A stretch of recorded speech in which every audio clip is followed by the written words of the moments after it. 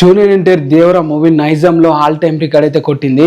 నైజాం అంటే తెలంగాణ ఏరియాలో మనం చూసుకుంటే దేవరా మూవీకి 1 షోస్ 28 థియేటర్స్ అయితే ఇవ్వడం అయితే జరిగింది గవర్నమెంట్ పర్మిషన్. అండ్ 29 థియేటర్ లో దాదాపు 29 షోస్ అయితే పడ్డాయని చెప్పాలి 1 సో ఇప్పటి వరకు మన తెలంగాణ గవర్నమెంట్ కానీ మన తెలంగాణ రాష్ట్రాల్లో కానీ చూసుకుంటే 1 షోస్ అనేవి చాలా రేర్. ఎక్కువ మూవీస్ కి అయితే ఎప్పుడైతే పర్మిషన్ అయితే ఇవ్వరు, ఎక్కువ మూవీస్ కి అయితే పర్మిషన్ ఇవ్వరు. ఇచ్చినా కూడా ఒక 5-10 థియేటర్స్ కి పర్మిషన్ ఇస్తారు. But the first time 29 theatres కి పర్మిషన్ ఇవ్వడం జరిగింది తెలంగాణ గవర్నమెంట్. అండ్ ఇచ్చిన తర్వాత కూడా ఆ 29 థియేటర్స్ లో 1 షోస్ కి ఎంత గ్రాస్ వచ్చిందో ఈ వీడియో అయితే క్లియర్ గా చెప్తాను. అందుకని వీడియో లైక్ చేసి ఛానల్ ని సబ్స్క్రైబ్ అయితే చేసుకోండి. నైజాం లో ఆల్ టైమ్ రికార్డ్ అయితే కొట్టడం జరిగింది స్పెషల్ షోస్ విషయంలో. ఇప్పటి వరకు నైజాం లో మనకి 29 షోస్ 1 షోస్ అయితే పడ్డాయి. అండ్ ఈ 1 షోస్ గాను దేవర మూవీకి వచ్చిన గ్రాస్ చూసుకుంటే 2,36,00,000 అయితే రావడం అయితే జరిగింది. అండ్ ఇది ఆల్ టైమ్ రికార్డ్ అని ఎందుకు అంటున్నా అంటే ప్రీవియస్ రికార్డ్ గురించి మనం చూసుకుంటే దీనికి ఆల్ టైమ్ రికార్డ్ అని మనం చెప్పుకోవచ్చు. ప్రీవియస్ గా ట్రిపుల్ మూవీ అయితే ఉంది. ప్రీవియస్ గా మనం చూసుకుంటే సలార్ మూవీకి అయితే 1 షోస్ అయితే వేయడం జరిగింది. మరి సలార్ మూవీకి వచ్చిన గ్రాస్ మనం చూసుకుంటే 1,65,00,000 రావడం జరిగింది. దేవర మూవీకి 2,36,00,000 రావడం జరిగింది. సో మీరే అర్థం చేసుకోవచ్చు ఇక్కడ 1 crore అనేది ఎక్కువగా అయితే రావడం జరిగింది. ఇది just because of junior NTR గారు స్టార్ట్ డమ్ అనే చెప్పాలి. మూవీ మీద ఉన్న అంత రెస్పాన్స్ అనే చెప్పాలి. అండ్ తర్వాత థర్డ్ ప్లేస్ లో చూసుకుంటే మనకి ట్రిపుల్ మూవీ అయితే ఉంది. ట్రిపుల్ మూవీ 1,48,00,000 అయితే కలెక్ట్ చేయడం జరిగింది. సో టాప్ 3 లో చూసుకుంటే జూనియర్ ఎన్టీఆర్ గారు మూవీస్ 2 అయితే ఉన్నాయి. ఇది జూనియర్ ఎన్టీఆర్ గారు నైజాం లో సృష్టించిన రికార్డ్ అని చెప్పాలి. ఇప్పటి వరకు నైజాం లో నేను తోపు